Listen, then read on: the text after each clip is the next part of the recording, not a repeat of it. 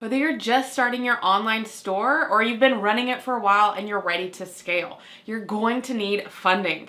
There are so many things that you need to have some funds in your business for, whether it be startup costs like actually designing your logo, launching your website, ordering product inventory or shipping supplies, hiring contractors, Shopify apps, paid advertising, of course, as well. Needless to say, there's a lot of things that you need some cash for to get started with your business and to scale up to that next level. So in this video, I want to talk to you about some different ways that you can get more funding for your Shopify store or any e-commerce business or business to begin with as well. So my first way that I recommend looking at funding for your business is through grants. Grants are free money that you can use for your business. You just have to go through a series of applications and find the right grants that you would be more eligible to apply to and actually apply to the grants. Each grant has its own requirements, whether that be a video or a written application, but you can start submitting these applications for grants, and if you win one, then that is funding for your business. Now, I know that that sounds great, and there's a lot of grant opportunities out there, and honestly, I feel like a lot of small businesses don't actually take the time to apply for this because it is going to take some time to research the grants and fill everything out. I have a huge recommendation though, which is Skip. Skip is an online platform that pulls together all these different grants, and you can actually have your information saved in there. I use this for both of my businesses to apply for grants. You can actually use Skip to compile your list of common questions that grants will ask, and you can have your responses there. So it greatly reduces the amount of time that it takes to apply for grants. Plus, it's actually getting all the grants that it's finding in one location, so you can quickly see which ones your business is more applicable to actually fill out the application for and submit all of that additional paperwork. Skip makes it really easy to go through the process of finding grants and filling that out. I personally will dedicate an hour to 2 per week for this for both of my businesses, and I do all of it through the Skip platform.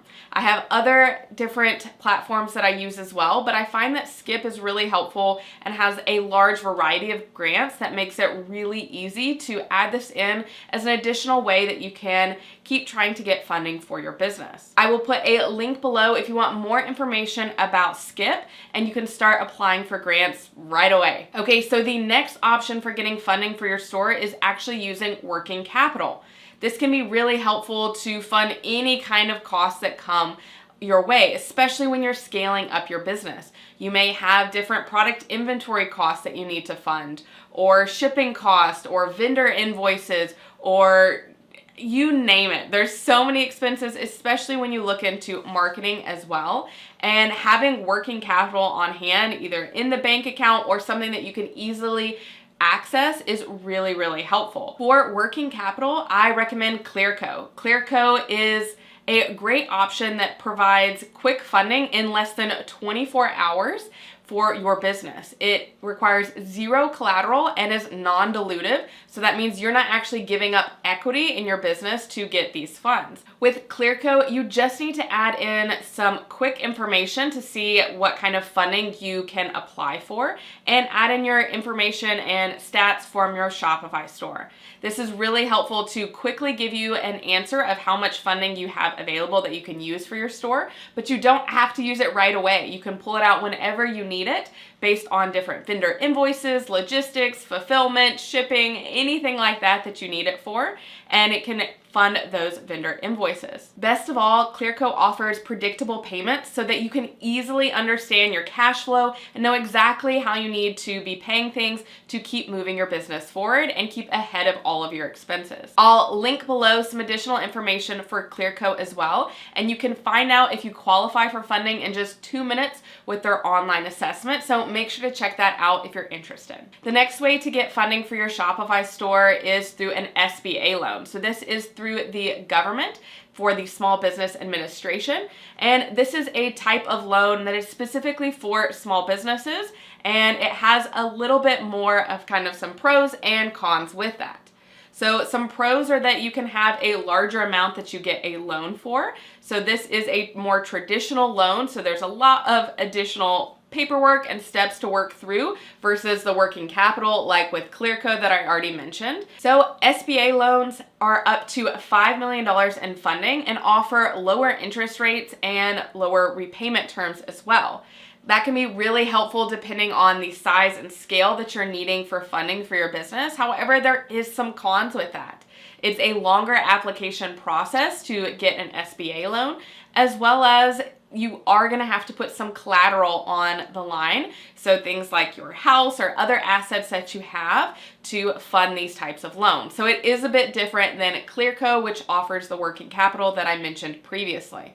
So something to keep in mind and really think through of what kind of funding that you need to either get your business off the ground or to scale to that next level. The last way that you can get funding for your online store is by taking on investors. This can be helpful for getting a larger capital sum of money to get started with, as well as it doesn't necessarily have the repayment terms. However, you are typically giving away equity in your business, so you're kind of taking away from future potentials as well.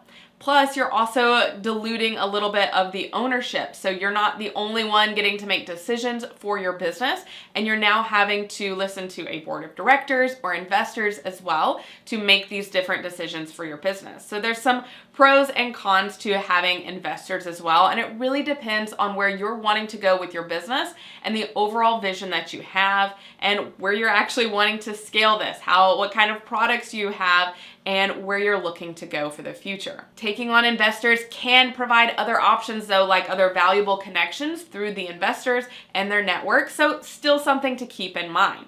Overall, it really just depends on your business and your goals that you have for yourself for figuring out what funding option is the best for you. If you're looking to scale your business and you're not exactly sure the right next step to take, then I recommend my 7-day sales sprint, which I'll link below. And we go step by step through 7 different days of actionable items that take under an hour every day to implement things on your store design and in your marketing so that you're ready to scale to next levels for your business. So if you're interested in more guidance for how to grow your store once you get funding, or just how to get funding from your customers by increasing your sales, make sure to check that out below. So I know I talked a lot about funding for your Shopify store, but what's really important as well is getting your Shopify store seen and being more visible online. Great ways to do this are through search engine optimization so that you can be found in Google and the other search engines, as well as getting featured in the press. I've got additional videos here that go over each of these, so check out one of these next to see exactly how to get more traffic and sales to your online store.